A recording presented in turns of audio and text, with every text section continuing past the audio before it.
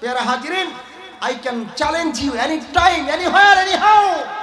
I want to say, my dear brother, আমি আপনাদেরকে বলতে চাই, আমি চ্যালেঞ্জ করতে চাই যে কোরআন এমন গ্রন্থ, এমন একটা কিতাব, যে কিতাবের সংস্পর্শে আসলে সমস্ত জালেম আল্লাহ তাআলার জান্নাতমুখী হয়ে যায়। লিতুখরিজান নাসা মিনাজ যুলুমাতি ইলা নূর, from darkness to the light, অন্ধকার থেকে আলোর দিকে, জান্নাতের দিকে মুভিং হয়ে যায়। সুবহানাল্লাহ। সেই কোরআন আমাদের জন্য এসেছে, আমাদেরকে দিয়েছেন আল্লাহ তাআলা। এই কোরআন আমাদেরকে দিয়েছেন। এই কোরআনুল কারীমের মধ্যে আল্লাহ রাব্বুল আলামিন হাজার হাজার ঘটনা আল্লাহ তাআলা এই কোরআনের মধ্যে সন্নিবেশিত করেছেন, পাঠিয়েছেন, বর্ণনা করেছেন, আমাদেরকে জানিয়েছেন। কিয়ামত পর্যন্ত কোরআনের তাফসীর চলতেই থাকবে। সুবহানাল্লাহ। প্রিয় হাজিরিন, আল্লাহ রাব্বুল আলামিনের এই জমিনের মধ্যে যদি কোনো ব্যক্তি শান্তি পাইতে চায়, তাহলে সেই শান্তি নামের সোনার হরিণের পেছনে কিভাবে ছুটবে? শান্তি নামের সোনার হরিণের পেছনে ছুটে মানুষ শান্তি চায়। ওই যে দোকানদার ব্যবসা করে বলে শান্তি নাই। ওই ইঞ্জিনিয়ার স্ট্রাকচার ডিজাইন করে শান্তি নাই। ডাক্তার রোগী পরীক্ষা করে, নিরীক্ষা, এতগুলো পরীক্ষা দেয়, টেস্ট বাণিজ্য করে, শান্তি নাই। লাখ লাখ কোটি টাকা যেই ব্যক্তি কামায় বলে শান্তি নাই। ওই যে কাফনওয়ালা বলে মানুষ মরে না কেন? শান্তি নাই। মানুষ বেশি করে মরলে কাফনের কাপড় বেশি বেচা কেন হয়তো, ঠিক কিনা বলেন? ওই ডাক্তার বলে মানুষ রোগী হয় না কেন, হাসপাতালে আসে না কেন? এইভাবে প্রত্যেকটা ব্যক্তি পৃথিবীতে, প্রত্যেকটা মানুষ ধান্দার উপরে আছে। ডাক্তার ধান্দা করে তার রোগী নিয়া, ওই যে উকিল ধান্দা করে তার মক্কেল নিয়া। এইভাবে প্রত্যেকটা ব্যক্তি যার ধান্দায় আছে। শান্তি কিভাবে থাকবে বলেন? একমাত্র শান্তি হলো আল্লাহ রাব্বুল আলামিনের হাবিব জনাবে মুহাম্মদুর রাসূলুল্লাহ সাল্লাল্লাহু আলাইহি ওয়াসাল্লামের তরিকার মধ্যে। আল্লাহ রাব্বুল আলামিনের হাবিব বলেন, যদি কোনো ব্যক্তি আমার সুন্নাহকে আঁকড়ে ধরে রে, সেই ব্যক্তির সংসারে, সেই ব্যক্তির দুনিয়াতে এবং আখিরাতে তার জন্য আল্লাহ রাব্বুল আলামিন শান্তির ব্যবস্থা করে দেন। সুবহানাল্লাহ। প্রত্যেকটা ব্যক্তিকে শান্তি পাইতে হলে দুনিয়াতে আল্লাহ রাসূলের সুন্নাহ অনুযায়ী জিন্দেগি যাপন করতে হবে। ঠিক কিনা বলেন? রাসূলের সুন্নাহ অনুযায়ী জিন্দেগি যাপন করতে হবে। রাসূলের সুন্নাত নাই, আর উল্টাপাল্টা চলে, যা ইচ্ছা তা খায়, যা ইচ্ছে তাই করে, আর বলে শান্তি নাই। শান্তি আসবে কিভাবে? রাসূলের সুন্নাহ, আল্লাহ তাআলা কোরআন আছেনি তোমার মধ্যে।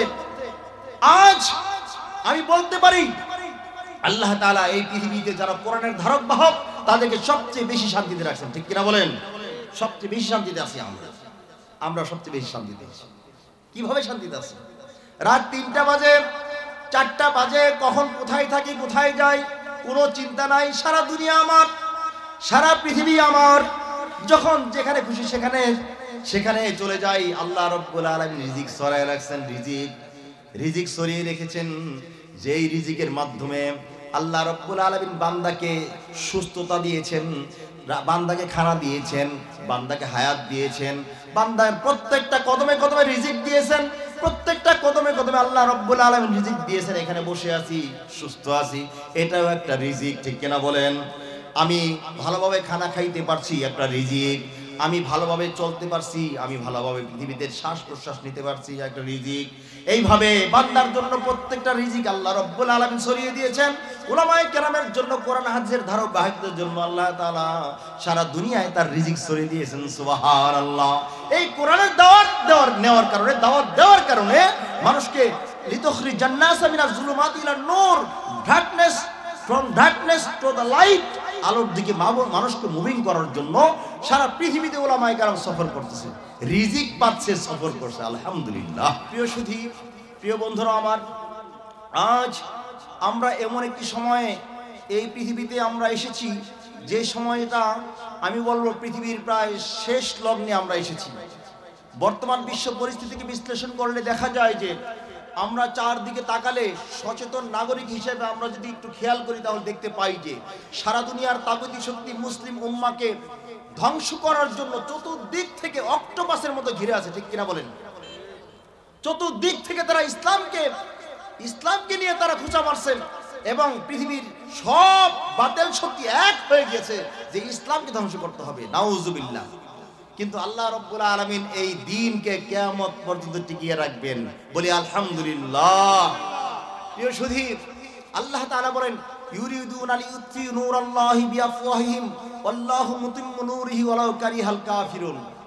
আল্লাহর নূরকে এক ফুৎকারে নিভিয়ে দিতে চায় কাফের, মুশরিক, ফাসিক, ফুজ্জার, জালেম, বেঈমানেরা আল্লাহ রাব্বুল আলামিনের নূরকে এক ফুৎকার দিয়ে নিভিয়ে দিতে চায়। আমার আল্লাহ রাব্বুল আলামিন বলেন, আমি আমার নূরকে আরো জ্বালিয়ে দিই, আরো প্রজ্বলিত করি। সুবহানাল্লাহ। আল্লাহ রাব্বুল আলামিন এই পৃথিবীর বুকে, এই জমিনের উপরে যত প্রাণী সৃষ্টি করেছেন, সমস্ত প্রাণীর মধ্যে আল্লাহ রাব্বুল আলামিন আমাদেরকে আশরাফুল মাখলুকাত হিসেবে সৃষ্টি করেছেন। বাবা, আল্লাহ রাব্বুল আলামিন যদি চাইতেন একটা মুরগির বাচ্চা হিসেবে দুনিয়াতে আমাদেরকে পাঠাইবেন, একটা মুরগির ডিমের মধ্যে আমাদের রুহটা ফুঁকে দিতেন, কিছুদিন পরে কিচির মিচির করে বাচ্চা হিসেবে জন্ম নিতাম, একটু বড় হইতাম, বড় হওয়ার আগে হয়তো চিল কাকে আমাদেরকে খেয়ে ফেলতো, আরো বড় হইলে জামাই আসছে জবাই করে আমাদেরকে খেয়ে ফেলতো, কোনো অভিযোগ ছিল না। কি বলেন? আল্লাহ যদি ইচ্ছা করতেন একটা গরুর বাচ্চা হিসেবে দুনিয়াতে পাঠাইবেন, ইচ্ছা করলে একটা গরুর রূহ মধ্যে আমাদের রূহটা ফুঁকে দিতেন, গরুর রূহ হিসাবে আমরা দুনিয়াতে গরুর বাচ্চা হয়ে জন্ম নিতাম, কিন্তু কিছুদিন পরে বড় হইতাম, তারপর আমাদেরকে জবাই করা খেয়ে ফেলা হতো। ঠিক কিনা বলেন? আল্লাহ যদি ইচ্ছা করতেন আমাদেরকে একটা ছাগল বানাবেন, কুকুর বানাবেন, আমাদেরকে হাঁস, মুরগি, গরু, ছাগল যাই ইচ্ছা তৈরি করবেন, আল্লাহ রাব্বুল আলামিন ইচ্ছা করলে পারতেন কিনা বলেন? শুধু তাই নয়, আমরা যে টয়লেটে যাই, টয়লেটে হাজার হাজার লক্ষ কোটি এমন পোকা আছে, এমন পোকা কিলবিল করে পৃথিবীতে, এমন ভাইরাস কিলবিল করে যেগুলো খালি চোখে দেখা যায় না, ওইগুলো এক ধরনের প্রাণী। এই প্রাণী হিসেবে আল্লাহ রাব্বুল আলামিন ইচ্ছা করলে বানাইতে পারতেন কিনা বলেন? আল্লাহ রাব্বুল আলামিন ইচ্ছা করলে নর্দমার কিট হিসাবে আমাদেরকে দুনিয়াতে পাঠাইতে পারতেন, কিন্তু আল্লাহ রাব্বুল আলামিন তা করেন নাই। আমার আল্লাহ রাব্বুল আলামিন আমাদেরকে দুনিয়াতে মানুষ বানাইছেন। সুবহানাল্লাহ। পবিত্র কোরআনুল কারীমে আল্লাহ রাব্বুল আলামিন 6666টা আয়াত নাযিল করেন। সেই আয়াতগুলোর মধ্যে আল্লাহ রাব্বুল আলামিন সর্বপ্রথম যে সূরা নাযিল করেন 104 খানা সূরা, সেই সূরা নাযিল করেন, সূরার মধ্যে সর্বপ্রথম শুরু করেছেন সূরাতুল ফাতিহা। সূরাতুল ফাতিহাকে বলা হয় উম্মুল কোরআন, সূরাতুল ফাতিহাকে বলা হয় কারিউল কোরআন। সূরাতুল ফাতিহার 25টা নাম আছে। কয়টা নাম বাবা? 25টা নাম সূরা ফাতিহার রয়েছে। সুতরাং আল্লাহ তাআলা এই সূরা ফাতিহা তো পুরো কোরআনের সন্নিবেশিত করেছেন সূরা ফাতিহা দিয়ে, কিন্তু শুরু করেছেন এরপরে প্রথম সূরা হিসেবে আল্লাহ রাব্বুল আলামিন কোরআন শরীফে সবচেয়ে বড় যে সূরাটা নাযিল করেছেন নাম হলো সূরাতুল বাকারা। কি সূরা বলেন? সূরাতুল বাকারা। বাকারা অর্থ কি বলেন? বাকারা অর্থ গাভী, বাকারা অর্থ গরু। গরু দিয়ে আল্লাহ রাব্বুল আলামিন শুরু করলেন। সর্বশেষ সূরার নাম কি বলেন? কি জানেন না? কোন দেশে আসলাম ওয়াজ করতে? সূরাতুন নাস বলেন না কেন? সর্বশেষ সূরার নাম কি বলেন? সূরাতুন নাস। পবিত্র কোরআনুল কারীমে আল্লাহ রাব্বুল আলামিন সর্বশেষ যে সূরা নাযিল করলেন নাম হলো সূরাতুন নাস। নাস অর্থ কি? মানুষ। শুরু করছে কি দিয়ে? গরু দিয়ে। শেষ করেছেন কি দিয়ে? মানুষ দিয়ে। তাহলে এইতে বোঝার কোনো বাকি নাই আল্লাহ রাব্বুল আলামিন বান্দার উপরে যা নাযিল করেছেন, আল্লাহ রাব্বুল আলামিন এই কোরআনুল কারীমকে আল্লাহ রাব্বুল আলামিন নাযিল করেছেন এমন ভাবে, গরু ছাগল মার্কা মানুষ যদি কোরআন পড়ে, আল্লাহ রাব্বুল আলামিন তাকে মানুষ বানায়া জান্নাতে নেবেন। সুবহানাল্লাহ, সুবহানাল্লাহ, সুবহানাল্লাহ। আল্লাহর কোরআন যদি কোনো বান্দা অনুকরণ করে, তাহলে ওই বান্দাকে আল্লাহ রাব্বুল আলামিন শুধুমাত্র একজন মানুষ হিসেবে নয়, আল্লাহ রাব্বুল আলামিন জান্নাতি মানুষ হিসেবে কবুল ও মঞ্জুর করে নেন। সুবহানাল্লাহ। আল্লাহ তাআলা যে কোরআন নাযিল করেছেন, এই কোরআনের আক্ষরিক জ্ঞান প্রত্যেকটা ব্যক্তির জন্য অর্জন করা ফরজ, ফরজে আইন। ফরজে আইন কাকে বলা হয়? যেই ফরজটা আপনাকে আদায় করতেই হবে, না করলে কিয়ামতের দিন এই ফরজ আদায় না করার কারণে আল্লাহর দরবারে ধরা খাইতে হবে। ঠিক কিনা বলেন? সুতরাং কোরআনুল কারীম শিক্ষা করা ফরজে আইন। এই জন্য আমরা কোরআনুল কারীম শিক্ষা করব। ঠিক কিনা বলেন? কোরআনুল কারীম না শিখে কবরে গেলে ধরা খেতে হবে। কোরআন এমন এক কিতাব, এমন এক বাণী, আল্লাহ রাব্বুল আলামিন পৃথিবীর বুকে যত কিতাব নাযিল করেছেন, যত সহিফা নাযিল করেছেন, সমস্ত সহিফা, সমস্ত কিতাবগুলোকে বলা হয়েছে কিতাব আল্লাহ। আর পবিত্র কোরআনুল কারীমকে আল্লাহ রাব্বুল আলামিন বলেছেন আমার বাণী, কালামুল্লাহ। সুবহানাল্লাহ। পবিত্র কোরআন হলো কালামুল্লাহ। আর এই কোরআনের বাণী দিয়ে আল্লাহ তাআলা পৃথিবীর সমস্ত মানুষগুলোকে গরু ছাগল থেকে মানুষে পরিণত করেছেন। সুবহানাল্লাহ। যদি কারো মধ্যে কোরআনের জ্ঞান না থাকে, সেই ব্যক্তি গরু ছাগলের চেয়েও অন্ধ। আল্লাহ তাআলা বলেছেন যে ব্যক্তি কোরআনুল কারীমকে মানে না, যে ব্যক্তি কোরআনুল কারীমকে অনুকরণ করে না, সেই ব্যক্তি গরু ছাগলের চেয়েও আরো নিম্ন নিকৃষ্ট বলে নাউজুবিল্লাহ। এই জন্য কোরআন পড়বো তো, আমরা কোরআন পড়বো তো ইনশাআল্লাহ, কোরআন পড়ার চেষ্টা করবো। প্যারা হাজিরিন, I can challenge you anytime, anywhere, anyhow.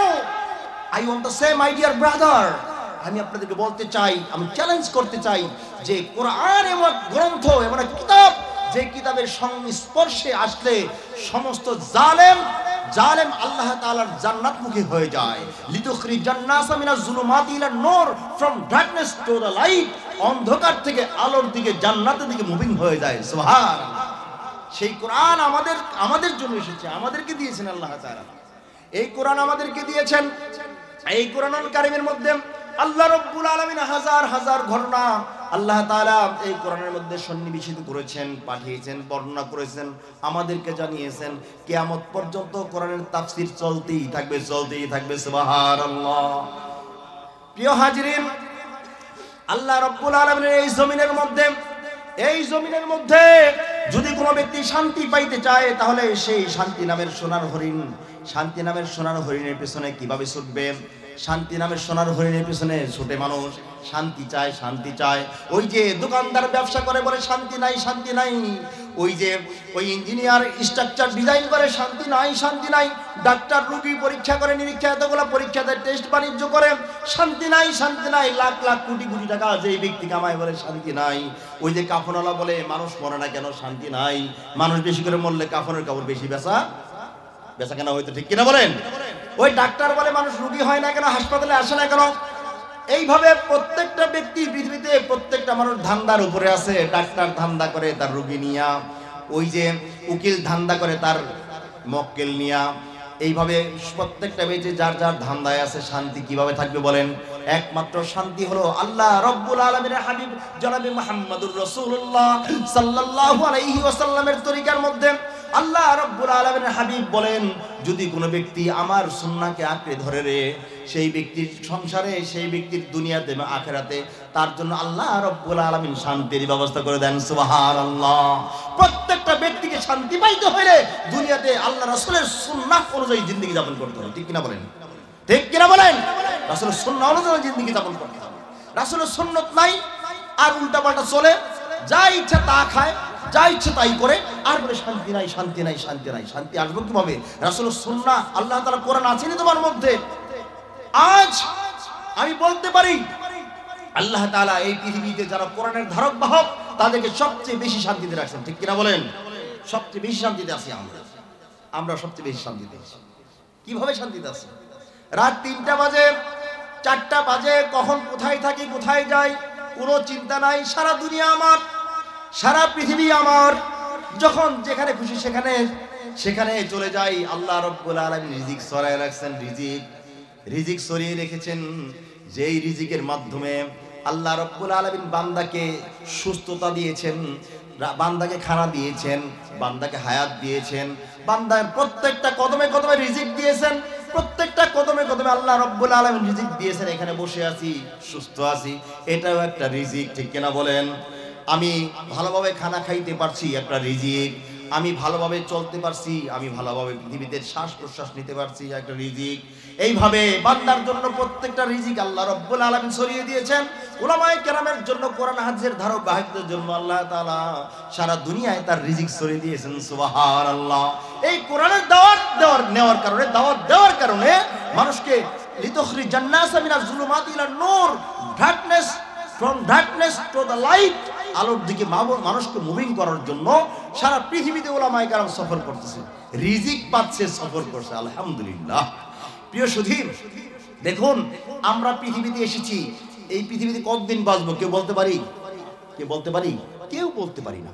এখানে আমরা এসেছি, চলে যাব, কিন্তু কতদিন থাকলাম এখানে? যেই কয়টা দিন থাকবো, এই কয়টা দিন আল্লাহ তাআলার দরবারে যাওয়ার আগে আল্লাহ তাআলা বলেছেন, আল্লাযী খালাকাল মাউতা ওয়াল হায়াতা লিয়াবলুয়াকুম আইয়ুকুম আহসানু আমালা। বান্দারে, আমি তোমাকে দুনিয়াতে পাঠাইছি রে বান্দা, দেখবো আমি তুমি কি আমলটা আমার কাছে নিয়ে আসতে পারো, তুমি কি আমলটা নিয়ে আমার কাছে ফিরে আসতে পারো। আমি দেখবো, আমি তোমাকে পাঠাইলাম রে বান্দা, সুতরাং তুমি দুনিয়াতে যতদিন থাকবে, যতদিন চলবে, তোমার মাধ্যমে একটা লোক যেন কষ্ট না পায়, বলি সুবহানাল্লাহ। একটা পিপিলিকাও যেন তোমার মাধ্যমে কষ্ট না পায়, একটা নর্দমার কীট যেন কষ্ট না পায়, একটা চিকা ইঁদুর, তেলাপোকা, সারপোকা মারা জায়েজ আছে যেটা, সেটাও যেন কষ্ট না পায়। একটা কথা মনে পড়ে গেল ভাই, আজ আমাদের এই দেশে বিভিন্নভাবে মানুষ তেলাপোকা, ইঁদুর, সারপোকা মারে কিনা বলেন? বাস্তব সম্মত কথা বলতেই হবে। দেখুন মারে কিনা বলেন? তেলাপোকা, ইঁদুর, সারপোকা মারা জায়েজ আছে, না জায়েজ না, কিন্তু প্রত্যেকটা জিনিস মারার জন্য তরিকা আছে। আপনি পিপিলিকা মারবেন, সেটার জন্য মারার তরিকা আছে। অনেকে কোনো প্রাণী আগুন দিয়ে পুড়িয়ে মারে, এটা জায়েজ নাই, এটা জানেন? এটা জায়েজ নাই, আগুন দিয়ে পুড়িয়ে মারা। আমি আপনাদেরকে একটা বাস্তব সম্মত কথা বলি, একটা প্রাণীকে জীবিত থাকা অবস্থায় অবশ্য অথবা মৃত থাকা অবস্থায় তাকে আগুন দিয়ে জ্বালানো হারাম। একটা প্রাণীকে জ্বালানো হারাম। এটা মানবতার লঙ্ঘন, এটা হিউম্যানিটির লঙ্ঘন, ঠিক কিনা বলেন? এখন বলবেন আমাদের দেশে হিন্দুরা যে মানুষ পোড়া দেয়, লাশ পোড়া দেয়, তারা কি করতেছে? আমি বলবো এটাও মানবতার লঙ্ঘন। সুতরাং আমি বলবো অন্য প্রসেসিং এ তার একটা মানুষকে সম্মানিত করেছেন আল্লাহ রাব্বুল আলামিন। অন্য প্রসেসিং এ অন্যভাবে একটা লোককে সৎকার করতে হবে। এই জন্য আমি বলতে চাই, কোন হিন্দু যদি কোনো ব্যক্তিকে জ্বালিয়ে দেয়, পুড়িয়ে দেয়, সেটা তাদের ধর্মগ্রন্থের মধ্যে নাই। কোনো মানুষকে পুড়িয়ে দেওয়া এটা ঠিক না, এটা ঠিক না। আগুন সংহারক, আগুন মানুষের জীবনের জন্য ক্ষতিকর, কারণ আগুন সবকিছু খেয়ে ফেলে। আর মাটি উর্বরতা শক্তি, মাটি হলো উর্বর, মাটির মধ্যে হলো উৎপাদন ক্ষমতা আছে, আগুনের মধ্যে উৎপাদন ক্ষমতা নাই। আগুন শুধু জ্বালিয়ে দেয়, আগুন উৎপাদন করা জিনিসটাকে প্রসেসিং করতে পারে অথবা ভস্ম করে দিতে পারে, কিন্তু আগুন কখনো উৎপাদন করতে পারে না। মাটির শক্তি হলো উৎপাদন করার ক্ষমতা, আল্লাহ রাব্বুল আলামিন দিয়েছেন, সুবহানাল্লাহ। মাটি এত শক্তিশালী, এই মাটি দিয়ে আল্লাহ তাআলা বলেছেন মিনহা খলাকনাকুম ওয়া ফিহা নুঈদুকুম ওয়া মিনহা নুখরিজুকুম তারাতান উখরা। আল্লাহ রাব্বুল আলামিন বলেছেন একটা মানুষকে সৃষ্টি করা হয়েছে মাটি থেকে, প্রত্যেকটা বস্তুকে মাটি থেকে সৃষ্টি করা হয়েছে, প্রত্যেকটা মানুষকে মাটি থেকে সৃষ্টি করা হয়েছে। আল্লাহ রাব্বুল আলামিন হযরত আদম আলাইহিস সালাতু ওয়াস সালামকে মাটি থেকে সৃষ্টি করেছেন, বিভিন্ন জায়গার মাটি দিয়ে সৃষ্টি করেছেন। আর সর্বশেষে এই মাটি হলো আমাদের ঠিকানা, মাটি হলো উৎপাদক, আগেই বলেছি। সুতরাং মাটি এমন একটা শক্তিশালী বস্তু বাবা, আল্লাহ রাব্বুল আলামিন সৃষ্টি করে ছেড়ে দেননি। বলেছেন যে ইয়া আইয়ুহান নাসু উবুদু রাব্বাকুমুল্লাযী খালাকাকুমুল্লাযীনা মিন ক্বাবলিকুম লাআল্লাকুম তাত্তাকুন। আল্লাহ রাব্বুল আলামিন এর পরের আয়াতে আবার বলেন আল্লাযী খালাকাল, আল্লাহ রাব্বুল আলামিন এর পরের আয়াতে বলেন ওয়া ইন কুনতুম ফী রাইবিন মিম্মা নাযালনা আলা আবদিনা ফাতু বিসূরাতিন মিছলি ওয়াদউ শুহাদাআকুম মিন দুনিল্লাহি ইন কুনতুম সাদিকিন। আল্লাহ রাব্বুল আলামিন বলেন হে মানুষ শোনো, হে কিয়ামত পর্যন্ত যত মানুষ দুনিয়াতে আসবে সকলকে উদ্দেশ্য করে বলছি, শোনো, তোমরা ওই রব্বুল আলামিনের ইবাদত করো, তোমরা ওই রবের ইবাদত করো যেই রব তোমাদেরকে সৃষ্টি করেছেন। শুধু তাই নয়, তোমাদের পূর্বপুরুষদেরকে যিনি সৃষ্টি করেছেন সেই রব আল্লাহ রাব্বুল আলামিনের ইবাদত করো। আল্লাহ রাব্বুল আলামিন এরপরে বলেন তোমরা প্রত্যেক ব্যক্তি তোমাদের পূর্বপুরুষদেরকে আমি সৃষ্টি করেছিলাম, তারা যেইভাবে আমার ইবাদত করে ওইভাবে ইবাদত করো। দেখুন ইবাদতের অনেক মাধ্যম আছে, জালেমও ইবাদত করে, মজলুম ইবাদত করে, মুমিনও ইবাদত করে এবং মুশরিকও ইবাদত করে, কাফেরও ইবাদত করে। এই ইবাদত নিয়ে কথা বলতে গেলে অনেক সময় লেগে যাবে, সংক্ষিপ্ত আকারে বলছি। দেখুন ফেরাউন একজন ব্যক্তির নাম ছিল, নাম শুনেছেন নাকি? এই ফেরাউন, কারো সন্তানের নাম কেউ ফেরাউন রাখছে? এরপরে কেউ রেখেছে? আসলে ফেরাউন হলো একটা উপাধি, কিন্তু এই উপাধিতে কারো নাম কেউ আর উপাধিতে এই ফেরাউন যখন আকাম করছে, যখন নাকি মুসা আলাইহিস সালামের সাথে যে তার ট্র্যাজেডি হয়েছে, যে যুদ্ধ হয়েছে, সেই যুদ্ধে যে ফেরাউন ধরা খাইছে, সেই ধরা নীল নদের মধ্যে আল্লাহ তাআলা তাকে চুবিয়ে মেরেছেন। এই ঘটনার পরে কারো সন্তানের নাম কে ফেরাউন রাখে? এই ফেরাউন কতগুলো আকাম করছে, কতগুলো শয়তানি করছে জানেন? সারাটা জীবন আল্লাহ তাআলার বিরুদ্ধে কাজ করেছে। দিনের বেলা আল্লাহর বিরুদ্ধে কাজ করতো, রাত্রে আবার আল্লাহর কাছে মাপ চাইতো। দিনের বেলা কি করত? আল্লাহ রাব্বুল আলামিনের বিরোধিতা করত, খোদা হিসেবে সেজে থাকত, মানুষের কাছে নিজেকে খোদা বলে দাবি করত।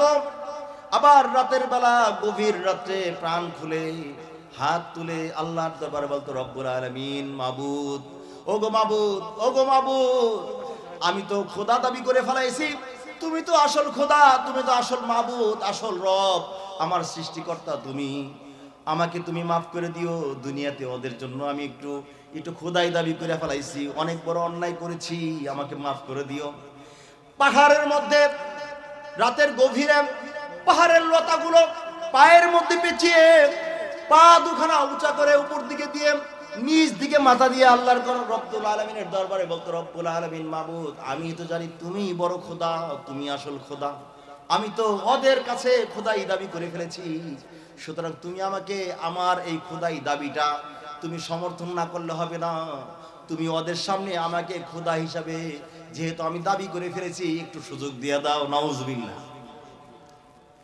পাহাড় থেকে নামতেছে ফেরাউন, হঠাৎ করে এক ব্যক্তি দেখেছে, পিছন থেকে ডাক দিয়েছে, এই খোদা সাহেব, নাউজুবিল্লাহ বলেন, আমার একটা বিচার আছিল। কি বিচার? এই কে তুই, কি বিচার? ওই যে পাহাড়ে যে ফেরাউন বলতেছে, রব্বুল আলামিন, মাবুদ, জনগণ আমার কাছে নীল নদের পানি শুকিয়ে গিয়েছে, ওরা আমার কাছে দাবি করেছে নীল নদে পানি এনে দিতে হবে, যদি পানি না আনতে পারি তাহলে আমার খবর আছে, আমার খোদাইগিরি থাকবে না। রব্বুল আলামিন, মাবুদ, তুমি একটু ব্যবস্থা করে দাও, পানির ব্যবস্থা করে দাও। এই কথা বলে যখন পাহাড় থেকে নামতেছিল, এমত অবস্থায় এক জনগণ এক ব্যক্তি তাকে ডেকেছে যে আমার একটা বিচার আছে, বিচারটা আপনি শুনতে হবে। এইভাবে ফেরাউনের মাথা গরম, মেজাজ গরম, নীল নদে পানি নাই, এর মধ্যে এই লোক আবার বিচার দেয়, কি করি? তখন ফেরাউন রাগ হয়ে যায়, এই বেটা, এটা কি বিচারের জায়গা? এই জঙ্গলের মধ্যে বিচার দিতে আসছো? যাও আমার দরবারে আসো। ধমক দিয়ে লোকটাকে তাড়িয়ে দিয়েছে। নীল নদের কাছাকাছি এসে তাকিয়ে দেখে পানিতে টইটুম্বুর হয়ে গেছে, নীল নদ পানিতে ভরে গেছে। মিশরবাসী তাদের চাষাবাদ করতে পারে না পানির জন্য, নীল নদের মধ্যে পানি এসেছে। আজকে আমার খোদাই দাবি আবার আরো মজবুত হয়ে গেছে, আমি আমার জনগণকে বলতে পারবো যে এই নীল নদে আমি পানির ব্যবস্থা করেছি। নাউজুবিল্লাহ। এর মধ্যে নীল নদের পানি দেখে ফেরাউনের মন ভালো হয়ে গেছে। হঠাৎ করে ফেরাউন ওই লোককে ডেকে, এই ভাই এদিকে আসো, এই তুই এদিকে আয়, কে? এই এদিকে আসো, এদিকে আসো। কি যেন তুমি আমাকে বলছিলে, বলো। বলে যে আমি আপনাকে বলছিলাম যে একটা বিচার দিতে চাইছিলাম, আপনি তো শুনলেনই না। না, বলো বলো, আমি শুনবো। মন ভালো হয়ে গেছে, নীল নদে পানি চলে আসছে। বলে, বলো, আমি শুনবো। বলে যে একজন মনিব এমন তার চাকরকে, তার গোলামকে যখন যা লাগে সব কিছুর ব্যবস্থা করে ওই মনিব, কিন্তু চাকর তার কথা শুনে না, তার কথা মানে না। তাহলে ওই চাকরকে, ওই বান্দাকে, ওই মনিবকে কি করা উচিত আপনি আমাকে বলেন তো দেখি।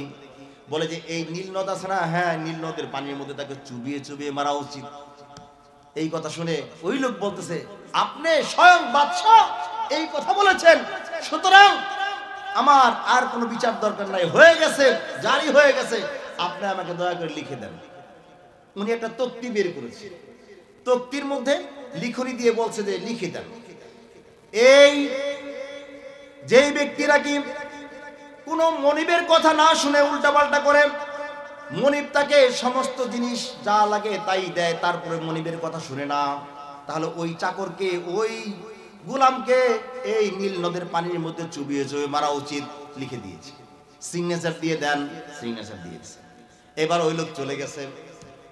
যখন ফেরাউনের মউতের সময় হয়ে যায়, যখন নাকি নীল নদের কাছাকাছি গিয়ে যখন নীল নদের মধ্যে তার ঘোড়া ছুটিয়ে দেয়, আল্লাহ রব্বুল আলামিন তার কুদরতে যখন পানিকে আগের স্থানে ফিরিয়ে আনেন, যখন নীল নদে মাঝামাঝি যাওয়ার পরে যখন পানি আগের স্থানে চলে যায়, সঙ্গে সঙ্গে ওই যে জিবরিল আমিন আলাইহিস সালাতু ওয়াস সালাম একটা তক্তি তার সামনে ধরে বলছেন, রে ফেরাউন, দেখছিস নি এটা কি? দেখে যে ওই যে তক্তিটা, যেই তক্তির মধ্যে সে লিখে দিয়েছিল, এই যেই মনিব, তার যেই মনিবের কথা গোলাম না শুনে, এই গোলামকে এই নীল নদের পানিতে চুবিয়ে মারা উচিত। নাউজুবিল্লাহ। চুবিয়ে মারা হচ্ছে। এটা দেখার পরে ফেরাউনের বোঝার বাকি নাই। ফেরাউন বলতেছে এটা তো আমার হাতের লেখা। আজ তো বুঝতে পেরেছে যে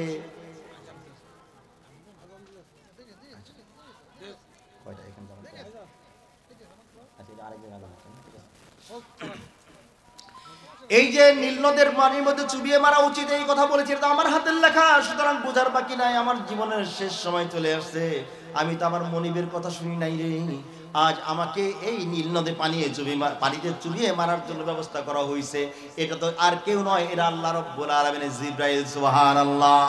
ওই যে যেই ব্যক্তি মানুষের সুরত ধারণ করে আমার কাছে সিগনেচার নিয়েছিল, ওই ব্যক্তি কেউ নয়, ওরা তো আল্লাহ রাব্বুল আলামিনের জিবরাইল ফেরেশতা। সে তো আজকে আমার তক্তি দেখিয়ে আমাকে আজকে মৃত্যুর পরোয়ানা, মৃত্যুর পয়গাম দিচ্ছে। বলি সুবহানাল্লাহ। ফেরাউন নীল নদের পানিতে চুবনি খেয়ে পানি টানি খাইয়া শেষ পর্যন্ত নীল নদের পানিতে পড়ে শেষ পর্যন্ত আল্লাহ তাআলা তাকে সলিল সমাধি সেই নীল নদের মধ্যে হয়ে গেল। ঠিক না? আমার নীল নদের মধ্যে তার সলিল সমাধি হয়েছে। এবং আল্লাহ তাআলা তার এমন একটা হুকুম দিয়েছেন, পানিতে মাছে পোকায় কেউ যেন তার দেহটা না খায়। কিয়ামত পর্যন্ত আল্লাহ রাব্বুল আলামিন এই ফেরাউনকে মানুষের জন্য একটা শিক্ষা, মানুষের জন্য একটা দর্শনীয় স্থান হিসাবে আল্লাহ তাআলা ফেরাউনকে রেখে দিয়েছেন। বলি সুবহানাল্লাহ। প্রিয় সুধীর, দেখুন আমরা তো মানুষ, আমরা তো চলে যাব, মরে যাব, কিন্তু যাওয়ার আগে কি নিয়ে যাচ্ছি একটু চিন্তা করে দেখছি। আল্লাহ বলেছেন আল্লাযী খালাকাল মাউতা ওয়াল হায়াতা লিয়াবলুয়াকুম আইয়ুকুম আহসানু আমালা। আমরা তো ওই মনিব আমাদেরকে বলেছেন, ওই রব আমাদেরকে বলেছেন তুমি ভালো আমল কি আমার কাছে নিয়ে আসতে পারো, আমি দেখব। বান্দা আমি দেখব ভালো আমলটা কি নিয়ে আসতে পারো। এই জন্য আল্লাহ রাব্বুল আলামিন বান্দার জন্য অনেকগুলা পথ বাতলে দিয়েছেন, যেই পথ ধরলে আল্লাহ রাব্বুল আলামিনের জান্নাতে যাওয়া যায়। সুবহানাল্লাহ। এই জন্য আমাদের জীবনে অনেক কষ্ট, দুঃখ, অনেক ধরনের বেদনা ব্যথা থাকবে, আমাদের জীবনে কষ্ট থাকবে, সুখ তাপ হানা থাকবে, তবুও আল্লাহ রাব্বুল আলামিনকে ভুলে যাওয়া যাবে না। যার জীবনে কোনো দুঃখ নাই, যার জীবনে কষ্ট নাই, ওই ব্যক্তির আল্লাহর রহমত নাই। যার জীবনে কোনো কষ্ট নাই, ওই ব্যক্তির উপর আল্লাহর কোনো রহমত নাই। ঠিক কিনা বলেন? গভীর রাত, সমস্ত পশু পাখিগুলো ঘুমিয়ে গিয়েছে। এক দম্পতি, অনেক উচ্চ বিলাসী এক দম্পতি খাটের মধ্যে ঘুমিয়ে আছে, স্বামী স্ত্রী ঘুমিয়ে আছে। টাকা পয়সার কোনো অভাব নাই। রাসূলের জামানার এক সাহাবী এবং সাহাবিয়ার কথা বলছি। টাকা পয়সার কোনো অভাব নাই। গভীর রাত্রে ঘুম ভেঙে গেছে। চাকর নৌকার অভাব নাই, জমি জিরাত অভাব নাই।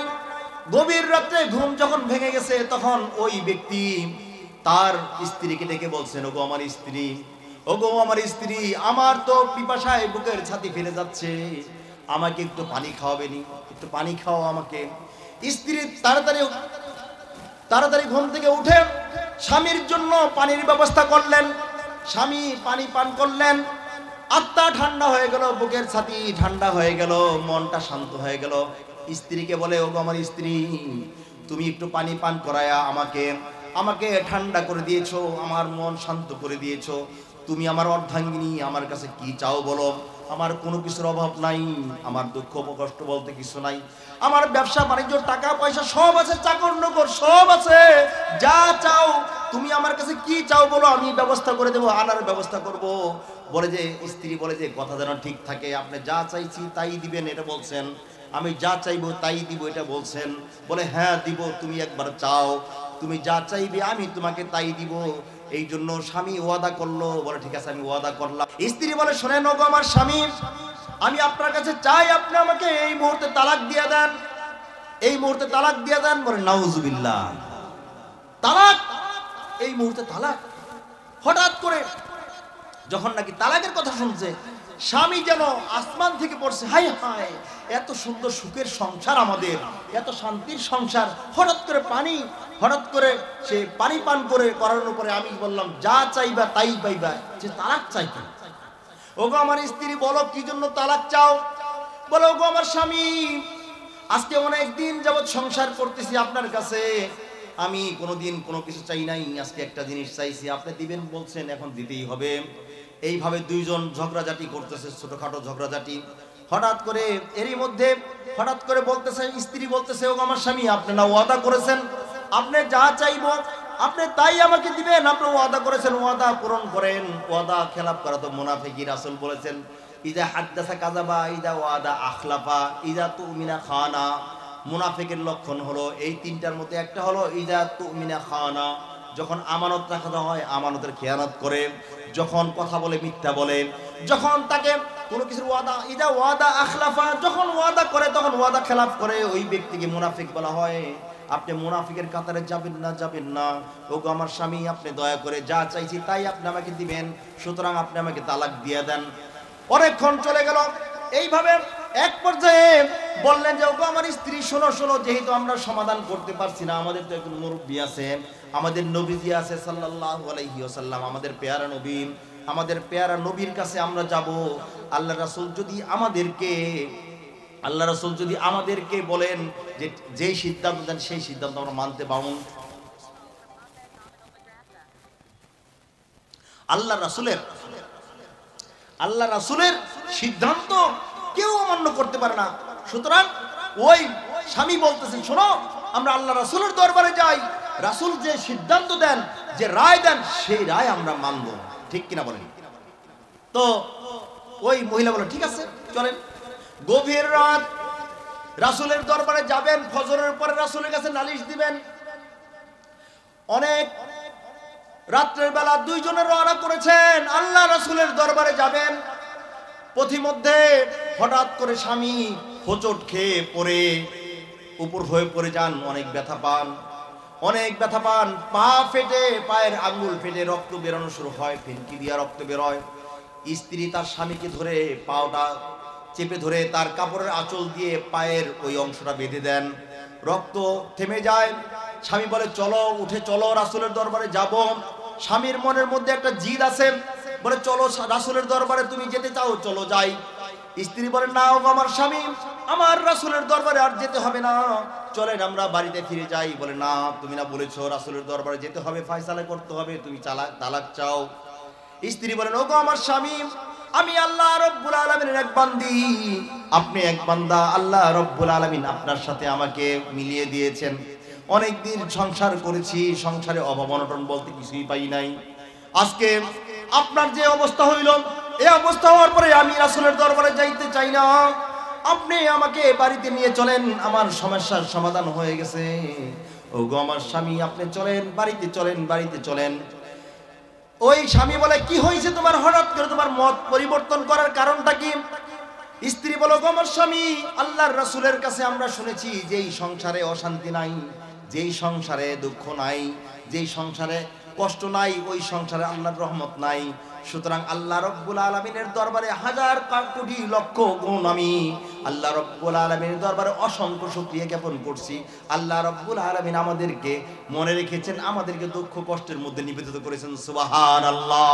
আল্লাহ রব্বুল আলামিন বান্দাকে কোনো কষ্ট দিলে, কোনো বিপদ আসলে, তখন আল্লাহ রব্বুল আলামিন আমাদেরকে ভালোবাসেন, বুঝতে হবে। ঠিক কিনা বলেন?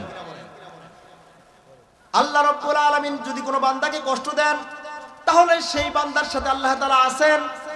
আল্লাহ তাআলার ওই বান্দি বলতেছেন আমি মনে করেছিলাম কোনো কষ্ট যেহেতু জীবনে হয় নাই, তাহলে আল্লাহ রব্বুল আলামিন আমাকে ভালোবাসেন না। আপনার সংসারে কি জন্য আমি থাকবো? আমি এমন একজনের সংসারে যাব যেই সংসারে কষ্ট আছে, আনন্দ আছে, বেদনা আছে, সব আছে, ওই সংসারে যাব। আপনার সংসার আমি করব না, এটা ভেবেছিলাম। আল্লাহ রব্বুল আলামিনের বান্দা শোনো, দুনিয়াতে যতদিন আছো ততদিন তোমাকে আল্লাহ রব্বুল আলামিন বিভিন্ন অ্যাঙ্গেলে পরীক্ষা করবেন, পরীক্ষা নেবেন, পরীক্ষায় উত্তীর্ণ হতে হবে। পরীক্ষায় উত্তীর্ণ হতে পারলে আল্লাহ রব্বুল আলামিনের জান্নাত তোমার জন্য সহজ হয়ে যায়। সুবহানাল্লাহ, সুবহানাল্লাহ, সুবহানাল্লাহ। Oh my dear brother, I want to say Rasulullah sallallahu alaihi wasallam says to us, Allah loves two drops, a drop of tear, a drop of blood in his way. আল্লাহ রব্বুল আলামিনের হাবিব বলেন দুইটি ফোঁটা আল্লাহ রব্বুল আলামিনের দরবারে পছন্দনীয় রে। ওরে উম্মত শুনে রাখ, আল্লাহ রব্বুল আলামিন দুইটি ফোঁটা তোর পছন্দ করে। একটা হলো যখন নাকি গভীর রাতে ঘুম ভেঙে গেছে, ওযু করে আল্লাহ রব্বুল আলামিনের দরবারে সিজদা দিয়ে দুই ফোঁটা চোখের পানি তুমি ফেলাও। এক ফোঁটা চোখের পানি আল্লাহ রব্বুল আলামিন সবচেয়ে বেশি পছন্দ করেন। সুবহানাল্লাহ। আল্লাহ রব্বুল আলামিন জিহাদের ময়দানে যে ব্যক্তি নাকি আল্লাহর জন্য জীবনটাকে উৎসর্গ করে দিবে রে, যেই ব্যক্তি তার এই তাজা খুনটা, বুকের তাজা খুন ঢেলে দিবে, ওই ব্যক্তির জন্য আল্লাহ রাব্বুল আলামিন খুশি হয়ে যান। সুবহানাল্লাহ। গভীর রাত, সমস্ত মানুষগুলো ঘুমিয়ে গিয়েছে, সমস্ত মানুষগুলো ঘুমিয়ে গিয়েছে। আপনি ঘুম ভেঙে গেছে, আপনাকে একটা পদ্ধতি বলি। এখন তো অনেক বড় রাত, শীতের বেলা যদি ঘুম ভেঙে যায় তাহলে আপনি কি করবেন জানেন? দেখেন ফজরের 2 ঘন্টা আছে, 1 ঘন্টা আছে। আপনি ঘুমাবেন না, দয়া করে পেশাব পায়খানা করে ওযু করবেন। ওযু করে জায়নামাজটা বিছিয়ে মহান রবের দরবারে, রব্বুল আলামিন, মহান রবের দরবারে হাত দুখানা তুলে 2 রাকাত নামাজ হলেও পড়বেন। পরে আল্লাহ রব্বুল আলামিনের দরবারে হাত দুখানা তুলবেন। রব্বুল আলামিন, মাবুদ, সমস্ত পাখিগুলো ঘুমিয়ে গিয়েছে, সমস্ত পশুগুলো ঘুমিয়ে গিয়েছে, সমস্ত মানুষগুলো ঘুমিয়ে গিয়েছে। আমি কত বড় পাপী, কত বড় নরাধম। তুমি জানো কত গুনাহ করেছি, তুমি জানো কত গুনাহ করেছি, তুমি দেখেছো, ফেরেশতারা লিখেছে। সুতরাং তুমি ইচ্ছা করলে লাথি মেরে জাহান্নামে ফেলে দিতে পারো, কেউ তোমাকে বাধা দিবে না। ইচ্ছা করলে তুমি আমাকে ধরে জান্নাতে দিয়ে দিতে পারো, কেউ নিষেধ করবে না। রব্বুল আলামিন, জাহান্নামের আগুন অনেক ভয়াবহ, আমি সইতে পারবো না। এই বান্দাকে তুমি জাহান্নাম দেওয়ার জন্য তো বানাও নাই, কিন্তু শয়তান ধোঁকা দিয়ে আমাকে জাহান্নামে নিয়ে যাচ্ছে। কত সুদ খাইছি, কত ঘুষ খাইছি, কত মানুষকে কষ্ট দিয়েছি, কত ধোঁকাবাজি করেছি, কত তোমার নাফরমানি করেছি, কত নামাজ কামাই করেছি, কত নবীর সুন্নাত তরক করেছি, কত অন্যায় অপরাধ করেছি। এই অপরাধগুলো যদি কাল কিয়ামত দিন মানুষের সামনে ফ্লাশ হয়ে যায়, জাহান্নাম ছাড়া কোনো উপায় থাকবে না। রব্বুল আলামিন, মাবুদ, মাফ করে দাও। এইভাবে আল্লাহ রব্বুল আলামিনের দরবারে যদি 1 ফোঁটা চোখের পানি ফেলতে পারেন, আল্লাহ রব্বুল আলামিনের হাবিব বলেন, ওই বান্দাকে আল্লাহ রব্বুল আলামিন মাফ করে দিয়ে আল্লাহ রব্বুল আলামিন তাকে জান্নাতের নাজ নেয়ামত দিয়ে দুনিয়া থেকে তাকে জান্নাতি হিসেবে কবুল ও মঞ্জুর করে নেয়। সুবহানাল্লাহ। এই জন্য আল্লাহ রব্বুল আলামিনের দরবারে চাইতে হবে, বলতে হবে। দেখুন, আমাকে যে আল্লাহ সুস্থতা, জিন্দেগি দিয়েছেন, এটা তো আল্লাহ তাআলার কাছে চেয়ে নেওয়া উচিত। আল্লাহ তো এমনিতেই দেন, তারপর চেয়ে নেওয়া উচিত। যদি চাই, আল্লাহ তাআলা খুশি হয়ে যাবে, খুশি হয়ে যাবে। ওরে বান্দা, আল্লাহ রাব্বুল আলামিন বলেন, লাকাদ খলাকনাল ইনসান, এর বান্দা এত সুন্দর করে তোরে বানাইলাম রে, ফি আহসানি তাকওয়িম, সবচেয়ে উত্তম আকৃতি তোকে দিয়েছি রে বান্দা। আমি তোকে সৃষ্টি করে সবচেয়ে উত্তম আকৃতি দিয়েছি। এই চেহারার মধ্যে অন্য কিছু করিস না রে বান্দা, অন্য কিছু করিস না। ওই যে ফেরাউনের জমানায় যখন নাকি টিপ কালচার শুরু হয়ে গেল, ওই যে আপনারা অনেকে শুনেছেন, আবারও বলি, এই টিপ কোনো মুসলমান দিতে পারে না। পর্দার মা বোনেরা যারা আছেন খেয়াল করে শুনে রাখেন, টিপ কোনো মুসলমানের কালচার হতে পারে না। এটা হলো বেশ্যাদের কালচার। ফেরাউনের জমানায় যখন আমার নবী, আমার ইব্রাহিম আলাইহিস সালামকে যখন আগুনে ফেলাইতে চাইছিল, ইবলিস শয়তান, যারা নাকি ওইখানে নাচ গান করছিল, যারা উলঙ্গপনা বেহায়াপনা করেছিল, ইবলিস শয়তান তাদেরকে, ওই ফেরাউনকে একটা বুদ্ধি দিয়েছে, তাদেরকে একটা সার্টিফিকেট দিয়ে দাও। সার্টিফিকেট হলো তাদের প্রত্যেকের কপালের মধ্যে একটা টিপ লাগিয়ে দিয়েছিল। নাউজুবিল্লাহ। এই টিপ মুসলমান পরে, নাউজুবিল্লাহ, নাউজুবিল্লাহ। এই টিপ মুসলমানের সন্তান পরে, কিভাবে আমরা বিশ্বাস করতে পারি? I don't believe this. আমি বিশ্বাস করতে পারছি না, খেয়ে হারিয়ে ফেলছি যে মা বোনেরা কিভাবে কপালে টিপ পরে, কপালে টিপ পরে কিভাবে। একটা ঘটনা মনে পড়ে গেল, শেষ করে দিচ্ছি কথাটা বলে। সেটা হলো, এক মগাই বিমানে উঠছে, এক মগাই বিমানে উঠছে। বিমানে ওঠার পরে তো সে কখনো বিমানে চড়ে নাই, পান খাওয়া অভ্যাস ছিল। তো পান খেয়ে বিমানের নিয়ম কানুন জানতে হয়, কোথায় কোন জিনিসটা লাগে দেওয়া হয়। তো পান খাওয়ার পরে সে এখন পিক ফালাইব কই, বিমানের মধ্যে সে পানের পুটলি নিয়ে উঠছে, পিক ফালানোর জায়গা নাই। এমন অবস্থায়, এমন পিক ফালানোর জায়গা নাই, পানের পিক ফালানোর জায়গা পাচ্ছে না। এখন তো বিমানে একটা দেওয়া হয়, প্যাকেট দেওয়া হয় কোনো কিছু থুতু ফালানোর জন্য। তো ওই মগাই বুঝতে পারে নাই পিক ফালাইবে কোথায়, উঠে গেছে কত দূর। যাওয়ার পরে জিজ্ঞেস করতেছে, বিমানবালাকে জিজ্ঞেস করতেছে, কই ফেলবো। তো বিমানবালা যেহেতু ওনাকে দেখছে, সাথে বলছে পেছনে, একটু পেছনে যান, দেখবেন ডাস্টবিন আছে, একটা গোল বাটন আছে, ওটার মধ্যে চাপ দিবেন, দেখবেন ওই বাটনটা হা করবে, ওই ডাস্টবিনটা হা করবে। বাটনে চাপ দিবেন, ডাস্টবিন হা করবে, আপনি ওটার মধ্যে ফেলে দিবেন। সে পেছনে যে কিসের ডাস্টবিন বুঝে না, সে পেছনে যে দেখে একজন লোক লাল একটা বাটন কপালের মধ্যে দিয়ে ঘুমিয়ে আছে, বিমানের একজন যাত্রী ঘুমিয়ে আছে, এক মহিলা, সে মনে করছে বিমানবালা কোনটা, এটাই তো বলছে, লাল বাটনের কথা বলছে। ওইভাবে চিপ মারার সঙ্গে সঙ্গে মহিলা করছে, বড় ওই পানির পিক মহিলার মুখের মধ্যে ফেলে দিয়েছে। এমন মগার পাল্লায় আপনারাও পড়তে পারেন। এই জন্য আপনাদেরকে সতর্ক করে দিলাম, যদিও মজার ছলে কথাটা বলো, সতর্ক করে দিলাম, কখনো কপালে টিপ পরবেন না। কপালে টিপ পরা কোনো মুসলমানের কালচার হতে পারে না। এটা হলো হিন্দুদের কালচার। এই দেশে হিন্দুরা টিপ পরবে, সমস্যা না, আপনি কেন টিপ পরেন? হিন্দুরা সিঁদুর শাখা পরে, আপনি কেন সিঁদুর পরবেন? আপনি কেন কপালে টিপ পরবেন? মা বোনেরা খবরদার সাবধান হয়ে যায়, কপালে টিপ পরবো না। মা বোনদের একটা কথা আমি বলে শেষ করে দিচ্ছি, মা বোনদের উদ্দেশ্যে একটা কথা আমি বলছি, সেটা হলো আপনারা যখন আপনারা খানা পাকাইবেন, প্রত্যেকটা কাজ সুন্নত তরিকা মতো করবেন। আপনার গর্বে, আপনার বাড়িতে, আপনার সংসারে আল্লাহ রাব্বুল আলামিন তার ওলি পাঠাইবেন, সুবহানাল্লাহ। আপনার গর্বে আল্লাহ রাব্বুল আলামিন আল্লাহর ওলি বানাইবেন। আল্লাহর ওলি সন্তান জন্ম নিবে, যেই সন্তান শুধু আপনাকে নয়, আপনি সহ আরো 9 জন অর্থাৎ 10 জন লোককে নিয়ে জান্নাতে যাবে, আপনি জাহান্নামী হয়ে গেল। আল্লাহ রাব্বুল আলামিন তার বান্দাকে দিয়ে আপনাকে সহ 10 জন লোককে জান্নাতে নেবেন, সুবহানাল্লাহ। একটা সন্তান যদি আলেম হয়, কোরআন হাদিসের ধারক বাহক হয়, আল্লাহ রাব্বুল আলামিনের হাবিব বলেন, যে ব্যক্তি ফাহাল্লা হালালাহু ওয়া হারাম হারাম, যে ব্যক্তি হালালকে হালাল, হারামকে হারাম এইভাবে চলবে, ওই ব্যক্তিকে আল্লাহ তাআলা কিয়ামতের দিন এমন পাওয়ার দিবেন যে সেই ব্যক্তি 10 জন লোককে সুপারিশ করে জান্নাতে নিয়ে যাবে, সুবহানাল্লাহ। যখন আপনি চুলার মধ্যে হাঁড়ি বসাইবেন, বিসমিল্লাহ বলে শুরু করবেন, হাঁড়িটা বিসমিল্লাহ বলে বসাইবেন। যখন ভাত চুলায় ফুটে যাবে, তখন ওই ভাতের হাঁড়িটা আপনি বিসমিল্লাহ বলে নামাবেন। যখন ঠেকনা দিবেন, বিসমিল্লাহ বলবেন। যখন সন্তানকে খাবার দিবেন, ফ্যামিলির সবাইকে যখন খাবার পরিবেশন করবেন, তখন সামনে সকলকে সবাইকে আপনি সতর্ক করে দিবেন, সবাই ডান হাত দিয়ে খাও, ডান দিক দিয়ে খাও, বিসমিল্লাহ বলে খাও, হাত ধুয়ে খাও। যখন পানি পান করবে, তখন বলে দিবেন, পানি পান করার আগে 6টা সুন্নত বলে দিবেন।